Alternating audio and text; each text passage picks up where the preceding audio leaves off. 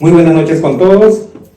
Sean bienvenidos a esta charla técnica. Soy Joseph Sinchituyo, presidente del capítulo de Ingeniería de Petróleo, Gas Natural y Petroquímica de este Consejo Departamental. Y para mí es un honor presentar a la economista Kena Bravo, que tiene más de 20 años de experiencia en el sector de gas natural. Ha trabajado en evaluaciones financieras de proyectos en upstream y en el downstream, así como regulación, y ha realizado investigaciones y estudios sobre mercados de gas y gas natural licuado. Asimismo, Kena trabajó durante 11 años en el Ente Nacional del Gas, ENAGAS, en Venezuela, donde realizó análisis y evaluaciones de proyectos de gas, así como en el cálculo y regulación de las tarifas del sector transporte y distribución de gas natural. Entre 2013 y 2019 trabajó como analista del mercado de gas y GNL en el Foro de Países Exportadores de Gas en Doha, Qatar, en el Medio Oriente. Hoy día, Kena es fundador y directora de GNL Global, un portal digital que brinda información, noticias y análisis relacionados a la industria, el comercio y los mercados del GNL para el mercado de habla hispana. Kena ha participado en diversos eventos internacionales y es conocida por su amplia experiencia sobre el comercio y los nuevos desarrollos de GNL en América Latina y el Caribe. Un fuerte aplauso, por favor, para Kena, y le dejo el micrófono. Bueno, muchísimas gracias. Tenemos aquí un público bien selecto. Gracias por asistir a esta invitación que le hicimos un poquito en el último momento. Gracias también al Colegio de Ingenieros por este espacio. Hoy vamos a estar revisando el comercio de GNL a nivel mundial y regional. Es una presentación bien compacta, así que los invito durante la presentación, si tienen alguna pregunta, por favor pueden levantar la mano.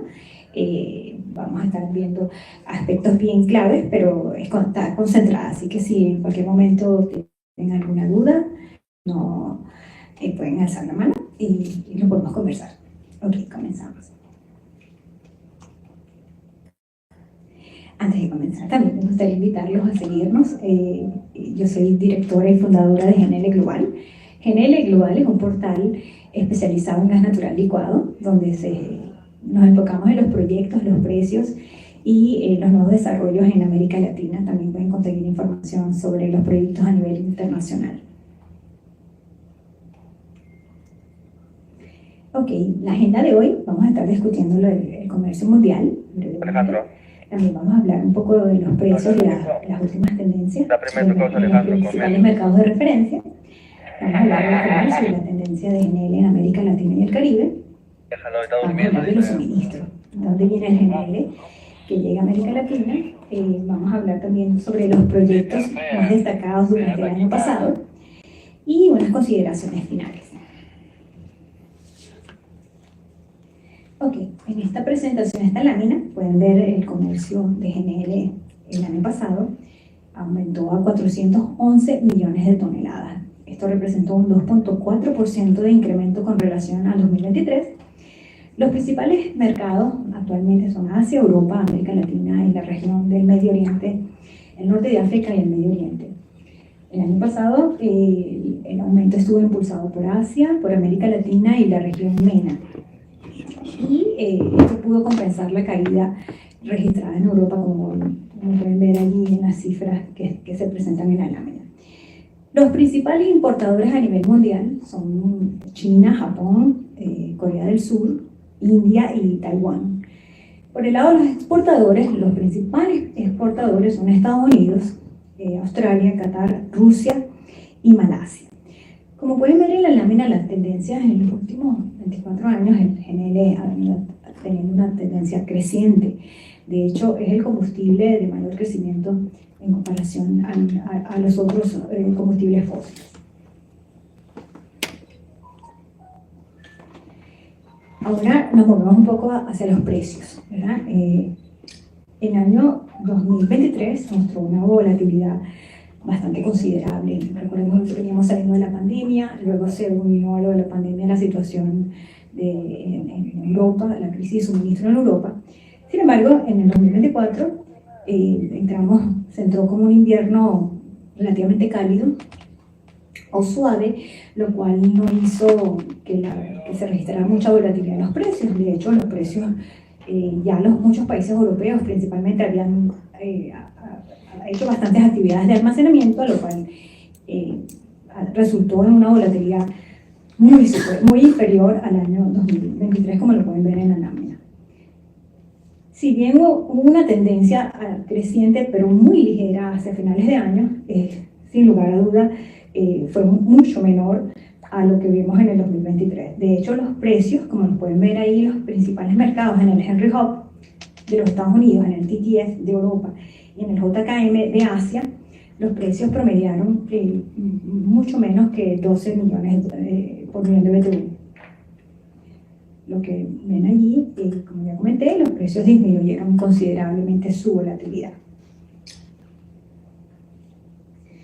Ok, pasando ahora al comercio de GNL en la región. Antes de abordar este tema es importante comprender por qué la región importa GNL o cuáles son los principales factores que han impulsado las importaciones en la región. El principal factor ha sido el desplazamiento de combustibles líquidos, que son mucho más costosos y constantes en la generación eléctrica. De allí que muchos países en el Caribe fueron los que comenzaron realmente la importación en la región, principalmente el Caribe y Centroamérica. Otro de los factores ha sido compensación de la producción en los países que empezaron a declinar la producción de gas natural. Este es el caso, por ejemplo, en México, el caso de Argentina también, ahorita que un poco se ha reversado esta tendencia con Vaca Muerta. Pero inicialmente, cuando se vieron que la producción doméstica comenzó a caer, dieron el foco o paso a las inversiones en infraestructura para importar GNL. Otro de los aspectos también que ha influenciado la región, que ya se ha hecho más notorio en algunas regiones como Brasil y Colombia y Panamá, es los factores climáticos. El fenómeno del Niño, sin lugar a duda, ha afectado el sector eléctrico en países como Brasil, Colombia y Panamá, y el desarrollo de esta infraestructura ha permitido que estos países no caigan en crisis, particularmente crisis eléctrica. Otro, por supuesto, algunos países en la región tienen estacionalidad y aumentan la demanda durante los picos, ¿verdad?, en las temporadas de invierno, en el caso de Argentina y Chile. Y finalmente, no menos importante, también el interés de algunas naciones en reducir, ¿verdad?, el CO2 en algunos sectores, principalmente en la generación eléctrica, pero también en el sector transporte. Conociendo estos que han sido los factores que han impulsado el GNL en la región, que son muy diferentes a factores que podremos ver, por ejemplo, en otras regiones como Asia y Europa. Esto nos permite también identificar cómo es la demanda de GNL en la región. Ok, habiendo dicho esto, bueno, el año pasado la región registró 15.6 millones de toneladas. Como vieron en la lámina anterior, a nivel mundial el comercio fueron 411 millones de toneladas, así que 15.6 representó alrededor del 3%, un poquito menos del 3%. Sin embargo, este 15.6 millones de toneladas representó un 33% de aumento con relación al 2023. El año pasado, los principales importadores fueron Brasil, Chile, República Dominicana, Colombia y Puerto Rico. Sin embargo, el crecimiento de este 33% estuvo impulsado por Brasil, por Colombia y República Dominicana. Colombia registró un nuevo récord por segundo año consecutivo, como pueden ver. Como pueden ver allí, el año pasado México se estrenó como nuevo exportador de GNL en la región. En la lámina, la tendencia, en los últimos 3 años, hemos visto que el comercio ha venido creciendo. Brasil, como pueden ver, tuvo un salto importante el año pasado, pero también fue debido a que en el 2023 redujo sustancialmente las importaciones. Fue un año lluvioso y eso hizo que importara menos, pero en el 2024 sí tuvo que importar mucho más. Además, como lo vamos a ver más adelante, se incorporaron 2 nuevas terminales en el país. Ok, pasamos ahora a las exportaciones y suministros. O sea, ¿qué exporta la región y de dónde viene el GNL que recibe la región? Actualmente existen 3 países exportadores. México, que se estrenó el año pasado, Perú y Trinidad y Tobago. Las exportaciones de Perú se incrementaron un 6% en el 2024, mientras que la de Trinidad y Tobago en un 18%. Ahora bien, el otro GNL que fue recibido, el 57% fue procedente de los Estados Unidos, seguido de Trinidad y Tobago con un 30% y Nigeria con un 6%. En total, estos tres países suministraron cerca del 93% del GNL que se recibió en la región el año pasado. Ya como vimos que el GNL mayoritariamente que llega a la región llega procedente de los Estados Unidos, vemos acá, esta es la lámina de hacia dónde fue enviado. Estados Unidos, la mayor proporción de GNL enviado a América Latina el año pasado fue recibido en Brasil. Brasil recibió un 80% del GNL procedente de los Estados Unidos. República Dominicana recibió el 96%. Sin embargo, países como Panamá recibieron el 100% del GNL que llegó a Panamá fue procedente de los Estados Unidos. Como observan en la lámina, el GNL estadounidense, las exportaciones hacia la región aumentaron un 50% con relación al 2023. Ok, ahora pasemos a los proyectos de GNL más destacados durante el 2024, que también contribuyeron a ese incremento del 33%. Los proyectos destacados, bueno, sin lugar a dudas, República Dominicana. República Dominicana, el año pasado se inauguró un nuevo, las operaciones de un segundo tanque de almacenamiento. Las empresas, tanto AES como Enadón, inauguraron este tanque, convirtiendo ahora a República Dominicana, elevando la capacidad a 280.000 metros cúbicos.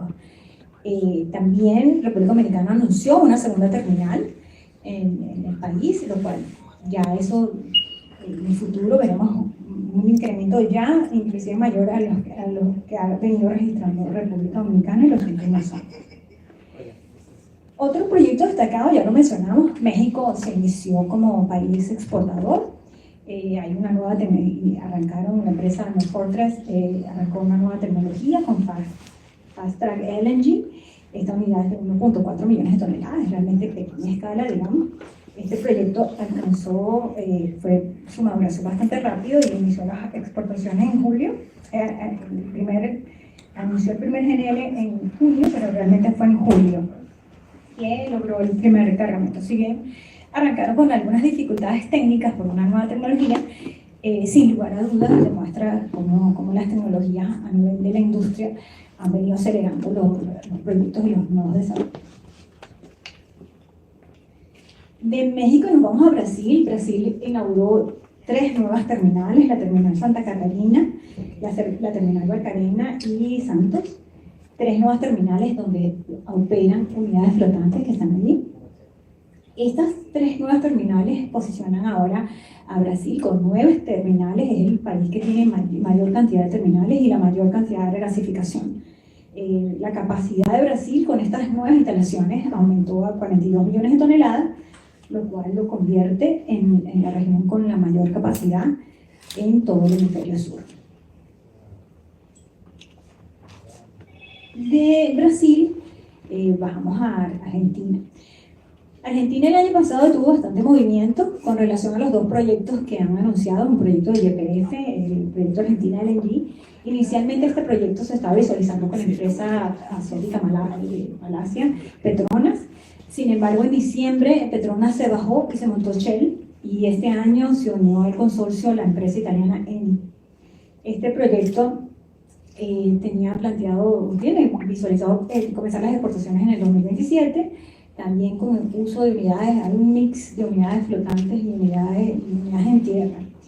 Otro proyecto que también se ha venido moviendo mucho y recientemente, hace 2 días, tomó FID la compañía Golar, es el proyecto CESA. Este es un proyecto básicamente que está desarrollando la empresa Pan American Energy junto con la empresa noruega Golar. Ellos prevén la utilización de 2 unidades, como esa que está allí, que es la unidad Hilli, para las exportaciones, y a este proyecto se han unido 3 empresas más que son empresas upstream en Argentina. Este proyecto viene más sólido, hay una amplia experiencia de Golar y a nivel local la empresa Pan American. Este año se unió a este proyecto la empresa Harbor Energy, pero ya ahí está la empresa PAE, que es Pan American YPF, que se unió al final del año pasado, Pampa Energía y Harbor y Golar, que es el que está proveyendo las unidades flotantes para este desarrollo. Ok, aquí está un mapa o digamos una radiografía de dónde están todos los proyectos de GNL en la actualidad en la región. Actualmente se cuenta con 25 terminales de importación, 3 plantas de exportación, una capacidad de importación de un poco más de 90 millones de toneladas para la regasificación y cerca, un poco más de 20, porque ya Trinidad y Tobago con algunas dificultades de los 4 trenes que tenía, ya desactivaron uno, ya no opera uno, entonces la capacidad de exportación se ha reducido, digamos, por este tren que dejó de operar en Trinidad y Tobago. Esta lámina que está acá es un poco para referenciar, que como ya lo vimos acá, ¿verdad? De las unidades, es un mercado que se ha venido desarrollando con las unidades flotantes, de modo que la tecnología flotante ha sido fundamental para el desarrollo o para reunir la demanda de la región. De las 52 unidades flotantes que existen a nivel mundial, 12 se encuentran en América Latina y el Caribe. Esto es una publicación que tenemos, que la pueden bajar completamente gratis, la tenemos en nuestra página gnlglobal.com. Esta es una publicación anual que vamos a estar actualizando ahorita en octubre y muestra todos los proyectos que actualmente están siendo operativos, pero también muestra los proyectos cancelados y los proyectos planificados en la región. Está por país y la pueden bajar completamente gratis. Y bueno, ya para finalizar, porque yo creo que era bien compacta la presentación, las consideraciones finales, ¿verdad? Que es que el GNL, sin lugar a dudas, se ha convertido en uno de los combustibles que contribuye con la diversificación y la seguridad energética de los países, ¿verdad? GNL también es un combustible de respaldo, ¿no? Ahí lo pueden ver claramente en el caso de Colombia, en el caso de Brasil. Sin lugar a dudas, esto ha permitido que los países no entren en un colapso energético en el tema de una crisis de energía o apagones. El GNL también ofrece, como ya lo mencionamos, flexibilidad y ayuda a los países a diversificar sus matrices energéticas. Y, como ya lo vieron con el tema de las unidades flotantes, tanto de importación como de exportación, la tecnología ha jugado un papel esencial en el desarrollo de esta industria a nivel regional. Por último, y esto es bien importante porque hay países, por ejemplo, como Ecuador, que tienen esa fricción por producción doméstica, es recordar que el GNL no compite con la producción nacional, sencillamente la complementa, recordando que la energía más cara es la energía que no se tiene. Y ya, aquí una propaganda, una publicidad, porque vamos a estar presentando el foro este año, vamos a celebrar nuestra 5ª edición acá en Perú. Perú celebra los 15 años de las operaciones de la planta Perú LNG en Pampa Melchorita. Vamos a estar visitando la planta. Durante el 13, 14 y 15 vamos a estar celebrando nuestro evento, el 5º evento de GNL Global. Vamos a estar trayendo expertos regionales e internacionales. Vamos a estar trayendo también a proveedores y empresas interesadas en este importante sector, con miras a analizar los desafíos, desarrollos y oportunidades que están actualmente en la región. Así que, sin más, solamente me queda agradecerles por su tiempo, por estar acá y ver estas láminas. Y bueno, me quedo aquí si tienen alguna pregunta.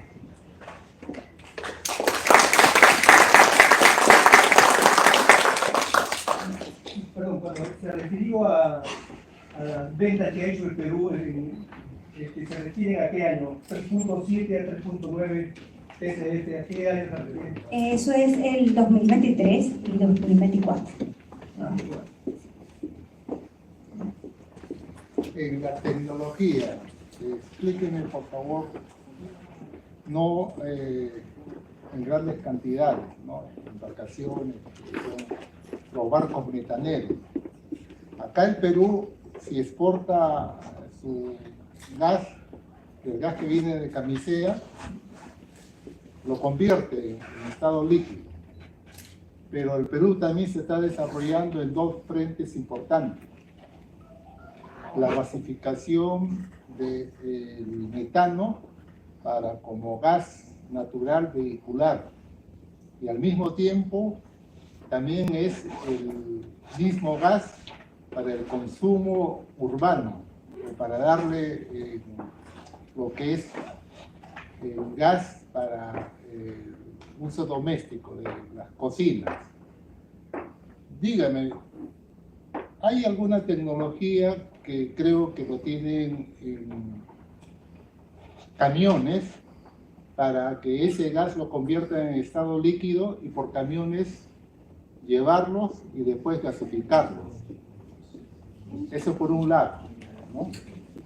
Ahora, en el caso, digamos, a veces de que si en estos momentos en el transporte interprovincial se usa como gas como en estado gaseoso, se comprime en los tanques esos sólidos y todo. Puede haber un sistema de tuberías para permitir que se lleve a cabo en los grifos, llevarlo, ¿no? Para que esos vehículos que tienen, digamos, no sé, capacidad de autonomía de transporte de 300, 400 kilómetros, y si puede plantearse como que llevarlo a estado líquido para que en ese sistema de grifos se suministre. Voy a necesitar la ayuda de Alex y Pepe. Bueno, un poco la aclaración con relación a la tecnología de licuefacción. Si efectivamente ustedes tienen la planta de Pampa Melchorita, pero el LNG tiene una capacidad de 4.45 millones de toneladas, recibe gas de Camisea y es licuado para su transporte a través de buques. La planta ha desarrollado 2 cargaderos para camiones. Ahí la tecnología de licuefacción se utiliza, entiendo, Pepe y Alex se me corrigen, más como para el transporte a nivel, en las cisternas. Son cisternas especializadas, no son de gas comprimido, sino son realmente cisternas que transportan el GNL, más como tipo gasoductos virtuales. Con relación al transporte interno para gas comprimido, no, la tecnología es completamente diferente. Venga por acá. Aquí tengo mi apoyo para el caso del mercado de Perú. Gracias, Kena. Felicitaciones por la excelente exposición. Excelente pregunta. En realidad, Perú ya está comenzando a desarrollar su cadena de valor del GNL en el sector transporte como combustible de propulsión vehicular. Efectivamente, ya tenemos 6 estaciones de servicio a lo largo de la costa peruana que suministran este combustible a camiones de carga, principalmente camiones de carga que trasladan los concentrados de la minería hacia los puertos. Estamos identificando que el sector minero es el más comprometido en reducir emisiones y ellos son los más interesados en consumir, en que su cadena de valor, especialmente en el transporte de minerales, consume este combustible. Respecto a la masificación, efectivamente, a través de unas cantidades que se recogen de GNL en Melchorita, se están llevando mediante cisternas criogénicos a las ciudades del norte y centro del país para regasificar y distribuirlos por redes. Ya también ya hay proyectos que se están conectando a esas redes que reciben gas regasificado para comprimirlo y abastecer al sector vehicular. Pero también hay varias ventajas. En el GNL, si lo llevamos en estado líquido hacia la misma estación, también se puede entregar como GNL o como GNC o GNB, de una forma más eficiente, más económica. Todo eso se está discutiendo en los comités técnicos de normalización de GNL. Aquí está justo nuestro secretario del comité. Estamos identificando toda la cadena de valor para que las normas internacionales se apliquen en el Perú.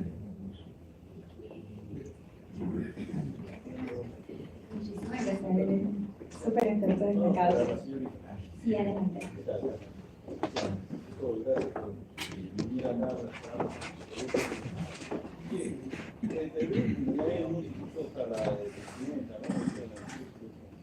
Tenemos recursos de gas.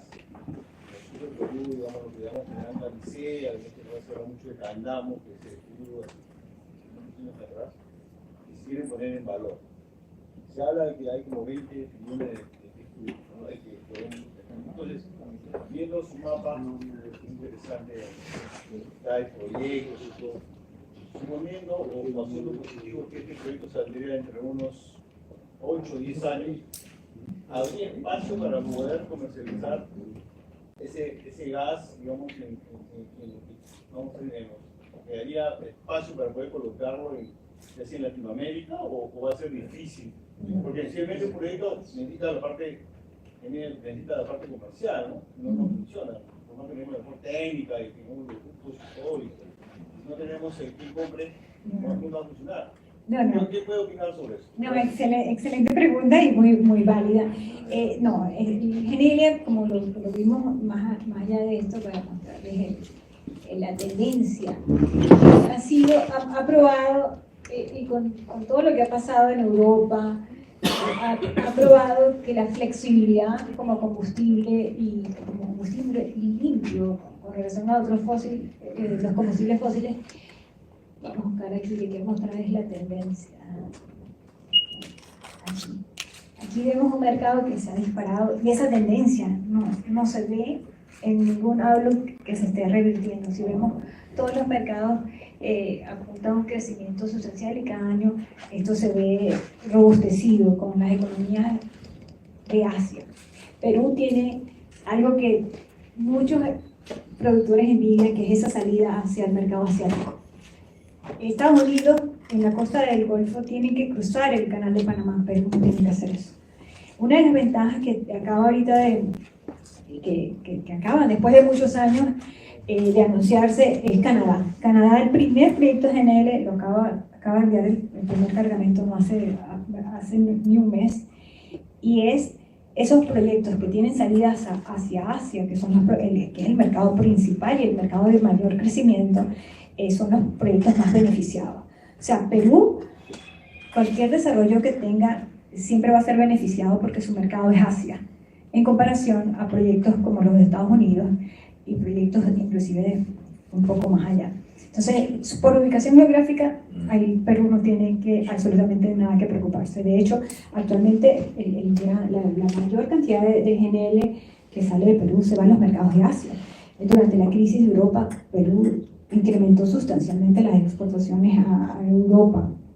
El mercado no se visualiza que esa tendencia se revierta, de modo que si hay inversiones y una expansión potencial en cualquier segmento de GNL, es algo que beneficiaría completamente a Perú. No hay forma, teniendo acceso al mercado premium, que no le sea beneficioso. De manera que, respondiendo muy puntual su pregunta, sí hay mercado. Todas las proyecciones visualizan al GNL en expansión. Además, las tecnologías han venido evolucionando de manera, inclusive con países que antes al tener o desarrollar una terminal en físico, ahora con una terminal en flotante, reducen costos y acceden mucho más rápido al mercado, de manera que Perú tiene muchas ventajas inclusive sobre los Estados Unidos por su ubicación geográfica. Así que no hay mercado para Perú, así que por eso para colocar el gas no debería ser un problema. Licenciada, muchas gracias por la interesante exposición. Y en línea con lo que ha dicho mi compañero y colega, ¿cómo ve el mercado de Brasil, Bolivia y Chile? ¿Cómo ve el mercado de Brasil, Bolivia y Chile? Porque, como usted sabe, el tren del gas está hacia el sur. Y Candamo, el lote 76, la cuenca Ucayali, está pegada a Brasil, a Bolivia, y ahí nomás atrás Chile. Entonces, ¿qué tanto potencial le ve a este mercado regional? ¿no? Porque dependiendo de ello, indudablemente, como usted ha dicho, Asia es el gran mercado, pero sería interesante, ya considerando Vaca Muerta, que se convierte en un nuevo líder en la región, puede incentivar esta la producción de gas, porque antes de perforar tenemos que saber nosotros a quién le vamos a vender el gas. Entonces nosotros internamente no tenemos una gran demanda más allá de la demanda eléctrica, y la tendencia de las centrales termoeléctricas no es muy grande del Perú si el desarrollo industrial no se dispara. Mejor dicho, si nosotros no crecemos 5, 6, 7%, no vamos a tener mayor demanda. Entonces, ¿cómo ve usted la región? Claro, sí, internamente, no vamos a tener. Entonces, la producción del gas estaría fomentada por todo ese gran mercado de Asia, pero mi pregunta en hincapié sería, ¿cómo ve el mercado de Brasil, Bolivia y Chile, ¿no? Nosotros teniendo esta gran capacidad potencial de poderles vender gas. Muchas gracias. Sí, bueno, excelente pregunta. Y hay varias cosas importantes que también hay que clarificar. El mercado GNL está pensado para un mercado de larga distancia. O sea, el mercado regional es más un mercado como el que tiene Bolivia, Argentina y Brasil, que es un mercado por tubería. Si bien, como bien lo mencionó, Argentina está desarrollando, y lo vimos, unos nuevos proyectos, a Argentina todavía le falta bastante. Perú se ha consolidado como un proveedor seguro y confiable.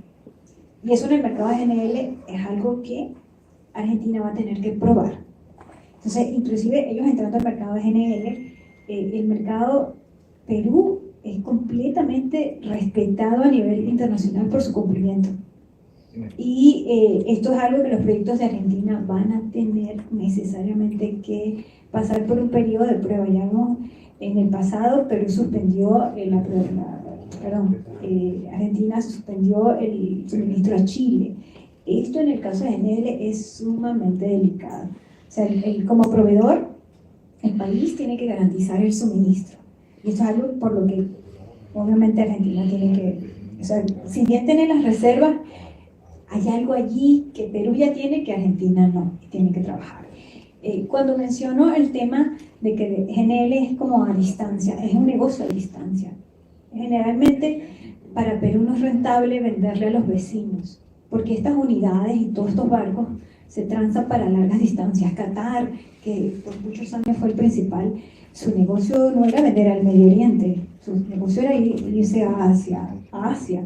Entonces, realmente la rentabilidad va mucho en los mercados más remotos, no los mercados cercanos. O sea, exacto, allí es donde están los mercados premium, donde se va a pagar. La región no tiene actualmente una demanda que sea sustantiva. O sea, los países como Colombia, que tuvieron un récord, compran es medio barco en cada licitación. Mientras que tenemos países donde son 8, 10, hasta 20 barcos. Entonces, el mercado, digamos, si hay un desarrollo a nivel de tuberías y Perú sigue con el GNL, esa es su ventaja competitiva. O sea, si lo que quiero decir es el mercado de tuberías es un mercado completamente aparte. Ustedes tienen el mercado premium. Digamos. Perdón, la pregunta. A pesar de ser un gigante Brasil y tener demanda a pesar de ser Brasil un gigante industrial, ¿no?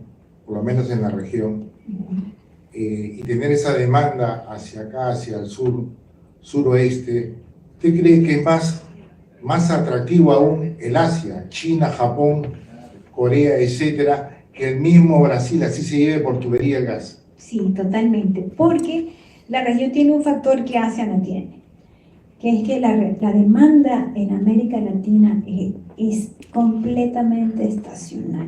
Nosotros aquí, si va con muchos cambios, el cambio climático, por ejemplo, en cambio Asia no. Asia compra por necesidad, y cuando compra es para que todo el año le surta una planta eléctrica. Brasil compra si no llueve, Colombia compra si no llueve.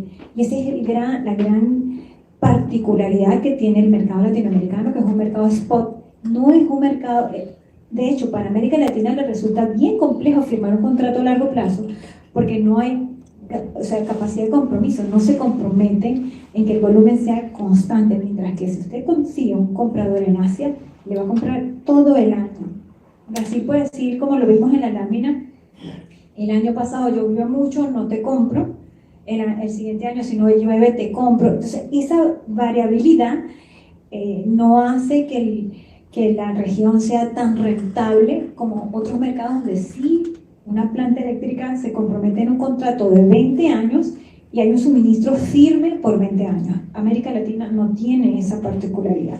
Los países que consumen más son países que utilizan el GNL como backup de la hidroelectricidad. Entonces, consumen o no consumen dependiendo de qué tan seco o no haya sido ese año. Entonces, definitivamente que, claro, el mercado de oro siempre es el mercado asiático porque se casan realmente con los proyectos.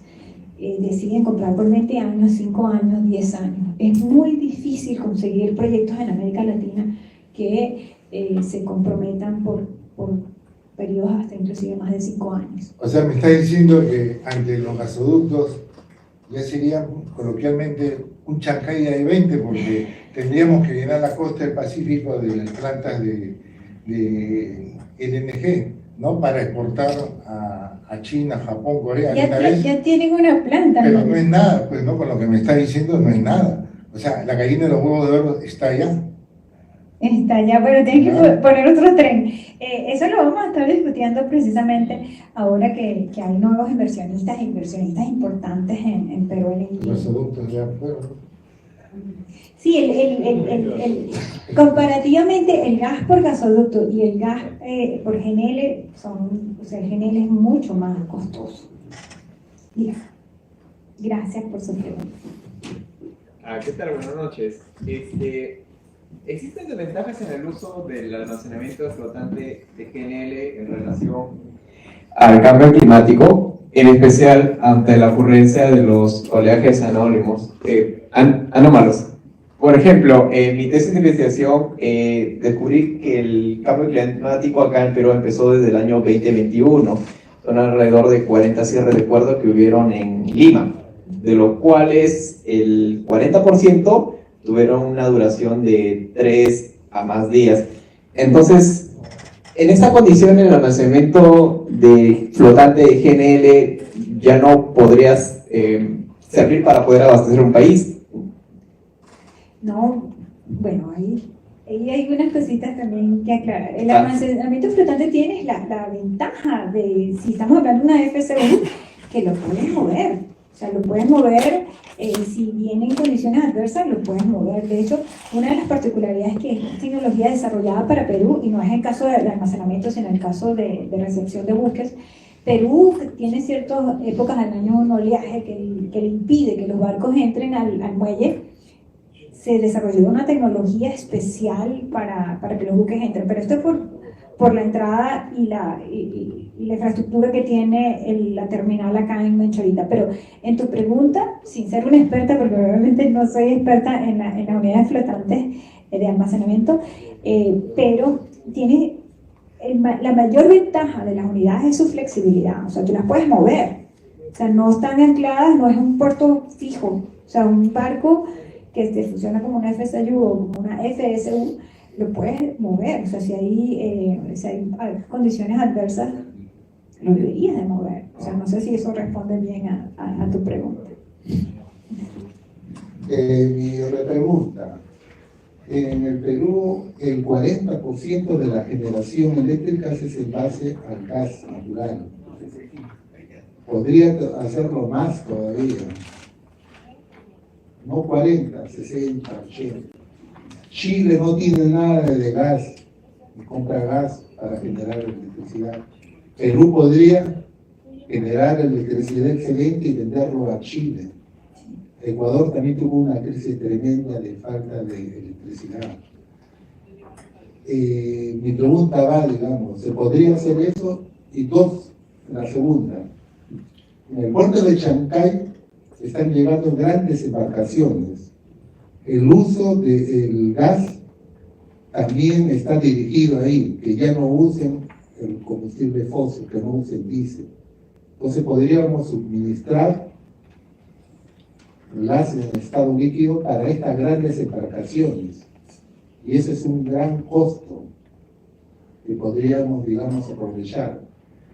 Ahora, si Asia y algunos países de Europa compran el gas, en un gran porcentaje es para generar, para su industria, pero también para generar calefacción en las épocas de invierno. Acá en el Perú tenemos desde Puno hasta Cajamarca, zonas que el frío y las heladas son fuertes. Podría usarse eso para generar calefacción y electricidad y industrializar la sierra del Perú.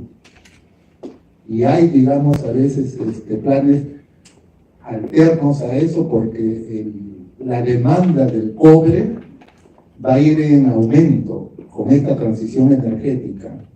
Y las más importantes minas de cobre están en una altitud de 3.000 a 5.000 metros de altura. Paralelamente se puede desarrollar entonces la calefacción y va a dar facilidad para que el cobre se extraiga de ahí. Gracias. Muchísimas gracias. Hay varias preguntas allí. Vamos a ir desmenuzando algunas de las que pude captar. La primera, con relación a los acuerdos entre países vecinos. Ya un poquito lo habíamos manejado por acá en la respuesta. Estratégico y de soberanía. Realmente cuando los países vecinos abordan el tema de suministro, como lo acaba de mencionar hacia Chile o hacia Ecuador, es más de un interés gubernamental. Lo mueven los acuerdos bilaterales.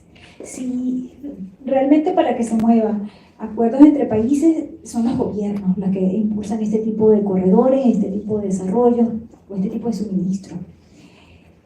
El GNL como tal, aquí ustedes lo tienen, empresas privadas, son grandes inversiones que realmente buscan materializar y monetizar a través de otras compañías o sistemas eléctricos en otros países. Entonces, los desarrollos a nivel bilateral son realmente sustentados por los gobiernos. Si hay un gobierno que decide apoyar o hacer un acuerdo, eso es lo que le da carta blanca. ¿Son rentables, no rentables? Como mencioné, el GNL está destinado a llegar a mercados remotos, no a mercados cercanos. Para los mercados cercanos, la estructura más eficiente de la infraestructura es la tubería. Es costos mucho más recuperables, costos mucho menores en comparación a desarrollar una planta de licuefacción. Es mejor montar una tubería. Entonces, allí, con relación a esa pregunta de los países vecinos, eso realmente recae en los acuerdos bilaterales o las competencias entre gobiernos por desarrollar polos energéticos, por decirlo así. El GNL sí se ha mencionado a nivel regional pero es más como un emblema político. Y recordemos que estas infraestructuras son bien costosas y hacer acuerdos políticos, ahí hay como una especie de choque. Es mucho más factible que los acuerdos bilaterales se hagan en función de tuberías, no en función de la infraestructura GNL, porque participan muchas empresas privadas. Y empresas privadas no van a funcionar para acuerdos donde la infraestructura y el costo es muy elevado y hacerlo a tarifas subsidiadas o no habría mucho interés del sector privado en hacer estas grandes inversiones, ¿verdad? Y sobre todo, si ustedes buscan a nivel internacional, las grandes empresas que son, no digamos casi siempre las mismas, pero grandes nombres son siempre los que están desarrollando las plantas de GNL. Entonces, vemos que es un mercado o un sector bien especializado. El sector tubería involucra más el desarrollo local, y esto es más del interés gubernamental. Entonces, esa parte con relación a por qué no desarrollarlo o por qué los países, es más del interés y de la agenda política que tengan ambos países en conectarse. Eso con relación a los vecinos. Con relación a la siguiente pregunta. De Chancay. Bueno, sí, excelente, es así, excelente. está ni siquiera en esta presentación. Uno de los mercados que ha venido creciendo de manera importante es el suministro de GNL a los buques. Y eso lo ha demostrado todas las estadísticas, tanto en Asia como en Europa. América Latina se ha quedado un poco atrás con relación al suministro de GNL a los buques. Yo sé, vamos a discutirlo durante el evento, sobre todo porque Perú LNG ya está viendo esa opción. Este es un gran mercado, es un mercado creciente, es el mercado que más se visualiza en Europa. Cada año se triplica el suministro de GNL para los buques y para descarbonizar el sector marítimo. Así que sí, aquí con ese puerto hay una mina allí por explotar gigantesca para las empresas que decía, de hecho, vamos a acompañar aquí a Belardo, Alex, que él está súper enfocado en eso. Ahí está, que él está haciendo seguimiento. Creo que ese es uno de los segmentos más importantes y que Perú podría liderar en la región, que es el GNL como combustible, el bunkering a LNG. Es un potencial importante que a nivel inclusive internacional está siendo bien soportado por el tema de minimizar las emisiones y reducir la contaminación a nivel marítimo. La IMO ha impulsado la reducción del uso de azufre en los combustibles y el GNL es perfecto, compite. No hay otro combustible que compita actualmente en costo y en eficiencia como ha sido el GNL a nivel de buques. De manera que, respondiendo ahí su pregunta, en ese desarrollo, sí, y yo creo que ya Perú va a estar, no quiero anticiparme porque no soy yo la que lo voy a presentar, pero lo va a estar presentando Perú LNG, que es algo que sí se está visualizando. Eso es una tremenda oportunidad de negocio y nosotros, que ustedes que van a tener aquí uno de los puertos más grandes de la región, sin lugar a duda, va a representar un mercado importante. Ahora, la última pregunta, con relación al mercado local. Nuevamente, esto también depende de la agenda la agenda política y el plan de desarrollo nacional. Sin lugar a duda, yo coincido en que los desarrollos nacionales tienen que privar y tratar de que el desarrollo nacional sea principal antes de la exportación. Esto, sin lugar a dudas, es algo que se tiene que poner sobre la mesa, que más ciudades se desarrollen, que Perú se gasifique y, obviamente, que una vez que estas necesidades estén cubiertas, pues obviamente el excedente sea exportado. O sea, sin lugar a dudas, es algo que debe estar y los peruanos deberían exigir también de alguna manera que el beneficio del mercado local sea atendido. Eso obviamente el gas peruano es de todos ustedes, así que sí debería ser como una política, pero yo creo que el uso va a venir incrementándose si las condiciones de inversión también se dan y se facilitan el desarrollo de inversiones, el desarrollo de infraestructura y una masificación en el Perú.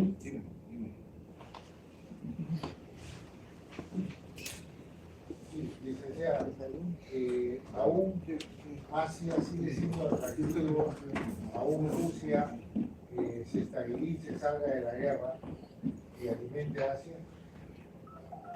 Perdón, le repito la pregunta, licenciada.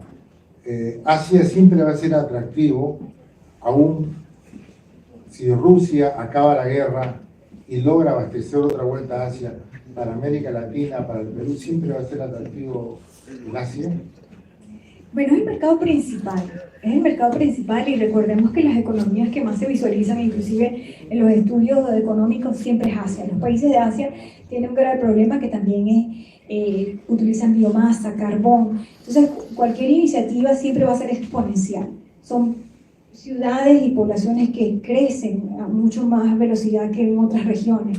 De manera que sí, cuando se visualiza el crecimiento a nivel energético, siempre pensamos en Asia, siempre pensamos en las nuevas economías. Además, hemos sido todos testigos del crecimiento de China. China ha sido un devorador del tema de GNL. Parte de también la volatilidad que ha existido ha venido también de parte de China.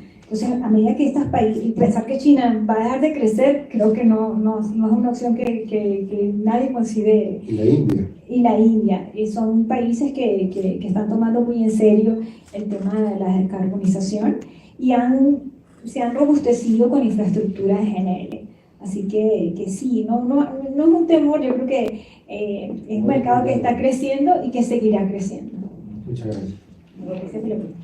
Dígame. Le pregunté al inicio a qué año era la reserva de TCF que había usted señalado, y me dijo 3.9. Tengo entendido que el contrato de exportación de Perú ING es 4 TCF. Entonces, con cargo que como usted tiene un poco más de relación con esa empresa, puede usted confirmar esto, pero tengo entendido que el contrato es por 4 TCF. Entonces ya estaríamos próximos a que esa meta de exportación se haya cumplido. Eso por un lado. Por otro, el año 2023, que es el último año que el Ministerio de Energía y Minas ha publicado las reservas probadas, probables y contingentes, es de 7.4 TCF. Entonces son reservas muy bajas, porque ahorita, por ejemplo, Bolivia está con graves problemas porque no tiene gas. Entonces se justifica seguir exportando gas con una reserva tan baja que como tiene el Perú. Ahora, en la zona de Madre de Dios hay 2 TCF que no pueden sacarlo porque el contrato que Camisea tiene es de exclusividad del manejo del tubo. Entonces no pueden utilizar 2 TCF. Pero aún así, que fuera 7 u 8 TCF es muy bajo para seguir exportando. Y por otro lado, solamente desde los 17 años que tiene el gas acá en Lima, en el Perú, solamente 2.400.000 familias tienen gas y el resto del país no tiene gas. Entonces, la primera tarea, lo último que usted ha señalado, es que la primera debe ser la necesidad interna del país. Entonces, para ver cuántos peruanos necesitan este recurso que tenemos. El Cusco, por ejemplo, que está tan cerca que no tiene gas. ¿Cómo es posible eso? Y cuando lleven el GLP allá está costando 60, 70. Yo estaba en Cusco en el pasado. 70 soles un balón de 10 kilos. Eso no puede ser. Entonces, por eso, el otro, finalmente, para terminar con esta intervención, hay una empresa española que tenía la concesión del gas virtual en Arequipa, Maqueo y Tacna. Al año de haber intentado avanzar en ese proyecto, se tuvo que retirar. ¿Por qué? Porque llevar el gas virtual es caro y la población no lo aceptaba, ni los medianos comercios. Entonces se tuvo, y ahora este proyecto le entregó a Petroperú y no ha hecho nada, porque es caro. Entonces, ahora el gobierno está haciendo el gas virtual en Cusco, no sé en qué otra región, pero ¿cuál es su opinión sobre el gas virtual? Si es factible que un país con escasos recursos pueda tener el gas virtual para pedir en cada zona una planta de regasificación y atender la demanda de la población. Esa es la interrogante que quería plantear. Sí, bueno, muy interesante y cargada la pregunta para mí. Sí, bueno, ciertamente yo entiendo, por supuesto, comprendo su inquietud con relación a eso. Esto es un mal que viven los países que desarrollan, que exportan. Yo siendo venezolana, igual. Venezuela es gran país exportador de petróleo y apenas 5 ciudades tienen gas natural de los más de 20 estados que tenemos. O sea, es un mal que desafortunadamente se vive en los países productores, ¿no? Eso tiene que venir con las políticas. O sea, eso realmente para mí es bastante complejo. Primero, porque no conozco al detalle la política energética de Perú. Es interesante ver, por supuesto, y entiendo su nivel de frustración de que es algo preocupante. En miras a las reservas, he tenido la oportunidad de reunirme con la gente de Perú y sí hay esa preocupación a nivel interno de tanto lo que hay para Perú y las reservas. Creo que ahora el país va a mirar un poco más hacia el tema de la explotación, ver cuánto más se puede invertir para traer más gas.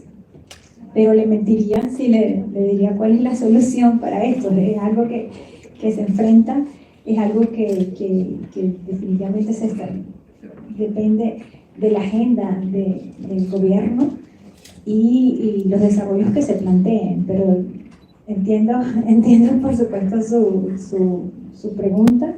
No tengo una respuesta sobre el mercado de Perú porque no lo conozco al 100%, conozco el mercado internacional de GNL, pero sí entiendo que se están visualizando, que hay una preocupación en ver cómo se incrementan las reservas, ver qué se puede hacer, porque esa infraestructura que ustedes tienen allí, 4.45 millones de toneladas, como dije, de capacidad de exportación, tiene, en algún momento hay que saber, las reservas hay que seguirlas aumentando y eso se logra invirtiendo, entregando lotes de manera transparente, que se cerciore en esos acuerdos cuánto va para mercado doméstico, cuánto va para exportación de una manera justa, para que el mercado interno no esté en déficit o sabes, que no se dé un tratamiento justo al mercado local. Pepe, no sé, ¿quieres decir algo? Muchas gracias por su intervención.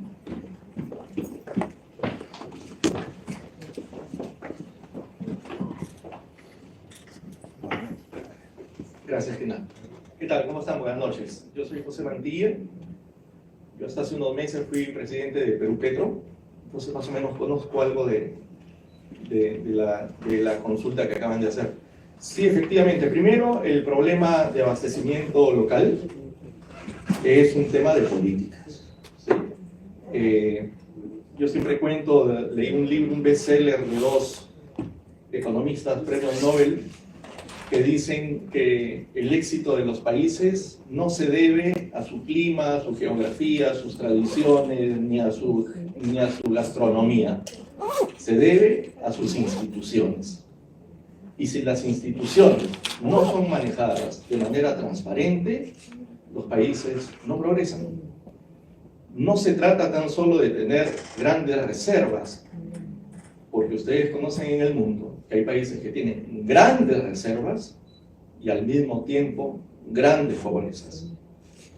Entonces, respecto a la pregunta de usted, señor, sí, efectivamente, tenemos muchos problemas. Tenemos un gasoducto que debió haberse concluido, el gasoducto del sur, aproximadamente el año 2020. Deberíamos tener un gasoducto que iba a abastecer a toda la zona sur de gas natural. Ya sabemos cuáles son los problemas que tenemos. Hay un proyecto que se ha presentado, el gasoducto costero. Hay que ver qué oportunidades hay y que se pongan de acuerdo los privados con el gobierno para poder sacar eso adelante. Tenemos dos centrales térmicas, una en Mollendo y en otra en Hilo, que se construyeron con tecnología dual, esperando el gas natural. Nunca ha llegado el tubo por allá.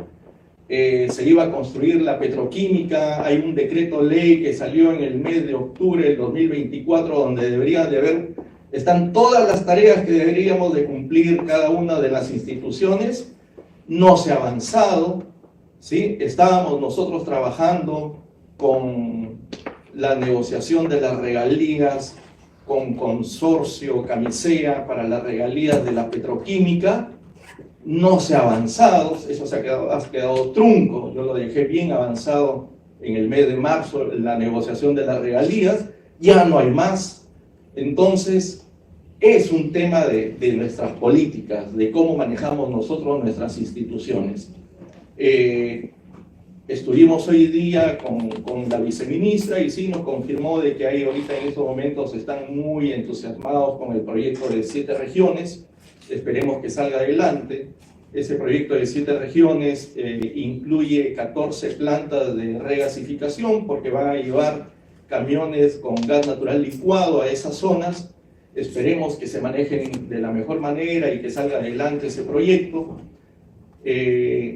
Había idea de la tarifa única a nivel nacional para poder hacer real de que los peruanos en la zona norte, en la zona sur, gocen de gas natural, tanto para el doméstico, industrial, vehicular, pero lamentablemente no se ha podido dar una buena tarifa. Entonces hace que el transporte por GNL, porque para llevar a Trujillo, a Chiclayo, a Cajamarca, a Moquegua, Arequipa, por camión cisterna, realmente no sea sostenible. Tenemos ahorita la concesión del sur, ¿sí? Que hace cuántos años ya la tiene Petroperú como de manera de una encargatura.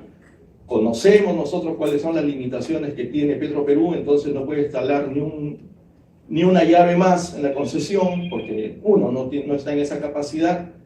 La pregunta es, ¿y qué esperamos nosotros entonces para sacar una nueva licitación y que vaya un nuevo concesionario? No se está moviendo. Entonces, hay un tema que primero tenemos que organizarnos nosotros como instituciones para sacar adelante. Respecto a las reservas, Candamo, en estos momentos, Candamo es la zona donde tenemos unas reservas que son probadas, pero lamentablemente el año 98, el año 2000 aproximadamente, Móvil abandonó el pozo, abandonó el lote porque no había mercado en esa época para gas natural. Ellos cuando perforaron, su expectativa era encontrar petróleo, encontrar gas. En esa época encontrar gas era mala suerte. Nunca nos imaginábamos que íbamos a estar después necesitando el gas natural.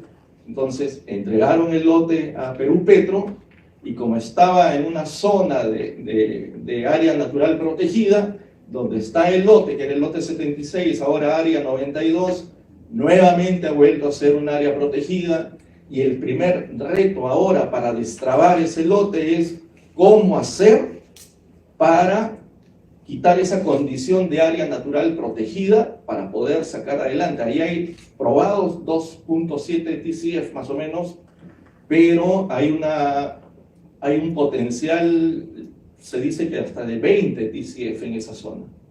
Pero el gran reto es cómo lo destrabamos y le quitamos la clasificación de zona natural protegida. En algún momento, cuando toqué la primera vez este tema de Candamo con el ministro actual, la primera vez que le toqué ese tema, el ministro no le gustó porque dijo que ese era un área natural protegida. ¿Cómo cambió de opinión en esa misma reunión? Porque le mostré una fotografía aérea de la zona de Candamo, donde a pesar de ser área natural protegida, había deforestación, había minería ilegal, había incendios, que los incendios se notaban, que era notorio que los incendios seguían una ruta que era de interés del minero ilegal, de la tala ilegal, porque se introducían a la selva. Y en esa misma reunión el ministro cambió de opinión y dijo, oye, pero sí, ¿cómo es posible que haya toda esa ilegalidad y no nos quieran dejar entrar a nosotros que con las tecnologías que hay? Y en el peor de los casos que haya alguna fuga, es un combustible que no va a contaminar, porque el gas natural se va a las nubes, ¿no? Sorpresa, hace unos días la viceministra ha dado una noticia a los medios de que hay un plan para destrabar Candamo. Ojalá que sea realidad, porque hay que trabajar bastante, sobre todo con el poder ejecutivo. Y lo que se necesita, sobre todo, es liderazgo. Si no hay un liderazgo que venga esto desde la presidenta y pueda alinear a todos los ministerios con un solo objetivo, que la presidenta lo sienta al ministro de Cultura, al ministro de Medio Ambiente, al ministro de Defensa, al ministro de Economía y Finanzas, y no los ponga todos alineados con un solo objetivo, es difícil. Pero se necesita decisión, se necesita liderazgo para lograr eso. Esperemos que así sea, porque el plan que ha presentado la viceministra es bastante agresivo, pero con decisión política se puede lograr. Solo así, porque si no, es como cuando en una empresa el área comercial tiene un objetivo, el área de finanzas y de créditos tiene otro objetivo, el área de ventas, el área de seguridad tiene otro objetivo, y a las finales cada uno vive su isla y el objetivo de la empresa no se logra. Igual es en el país. Si la presidenta no toma esa decisión, o que el presidente ya realmente es para el otro gobierno, difícil que se logre sacar adelante esa gran reserva que tenemos. Creo que ya esto también lo va a tener que ver ya el otro gobierno, porque ahorita ya... Sí, me permite. Solamente para aclarar, en esa zona, en cuanto a la reserva, a los prospectos de gas, no son 20, son 42 TCF que tenemos. Ya eso, Sí, y claro, en reserva aprobada solamente hay 3, porque es lo único que se pudo perforar. así es. Pero el plan y el potencial es por los 42 TCF, que es un moco. Entonces, esperemos que esto en un quinquenio avance significativamente. Ojalá. Y ese es el gran atractivo, los 42 TCF, que están enterrados mientras que la licenciada dice que en China y en Japón están esperando que nosotros les podamos vender, ¿no? Sí, Acá, claro. sí, está votado acá. Y es lo mismo del lote 58, ¿no? Sí, sí. El lote 58 también estamos esperando de que bueno, Ojalá. ya ellos anunciaron de que para fines del próximo año debería estar. Ojalá que ya se masifique todo, Ojalá. para que también... Ojalá, porque si no hay acá, si no se masifica, ese gas va a tener que exportarse. Es cuestión nada más de organizarnos, ¿no? Y Así en es. casa todo el Perú. Y nos dejamos a porro a exportar. Oye, permiso. Muchas gracias. Un Muchas fuerte gracias. aplauso.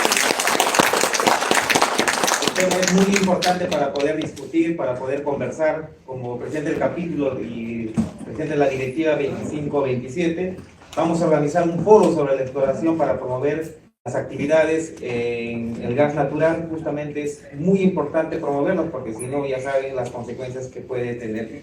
Y vamos a seguir trabajando para hacer notar que como capítulo queremos promover actividades en el cual el país tiene los recursos necesarios. Yo quiero entregar primero este certificado a la licenciada Kena Bravo, a nombre del Consejo Departamental de Lima, por su participación en calidad de expositor de la charla técnica Comercio de GNL en América Latina y el Caribe, revisión y perspectivas, realizada el 8 de agosto de 2025.